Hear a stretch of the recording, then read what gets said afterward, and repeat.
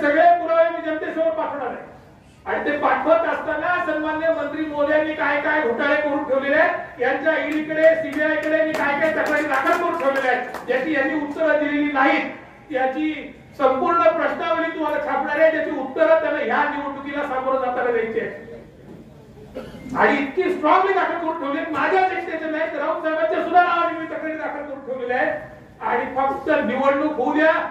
मागच्या महिन्यात मंत्र्याला तुम्हाला आठवत असेल, मागच्या मंत्र्याला मला 8 दिवस तुरुंगात ठेवलं होतं, मी त्याला 18 महिने तुरुंगात टाकलं. या पालकमंत्र्यांनी मला 9 महिने तुरुंगात ठेवलं, याला किती दिवस तुरुंगात टाकेल तर त्यामुळे आपल्याकडे माफी नाही. यासंबंधी मी बोललेलो नाही, हे मला जामीन देताना माननीय न्यायमूर्तींनी बोललेले आहेत आणि हे जे केलं ते सत्ताधाऱ्यांनी केलं. आज या देशामध्ये लोकशाही नावाची गोष्ट शिल्लक राहिलेली नाहीये.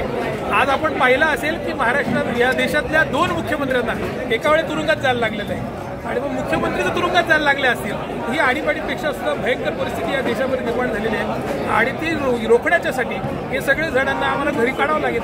आज जे केंद्रातलं सरकार असेल तर राज्यातलं सरकार असेल, ही सरकार आम्ही बदलल्याच्या शिवाय पुन्हा लोकशाही प्रस्थापित होऊ शकत नाही हे आम्हाला समजलंय आणि यासाठी स्वातंत्र्य सैनिकांसारखं कितीही वर्ष तुरुंगात जावं लागलं तर आम्ही जात राहणार, यांच्याशी लढत राहणार, आता थांबणार नाही.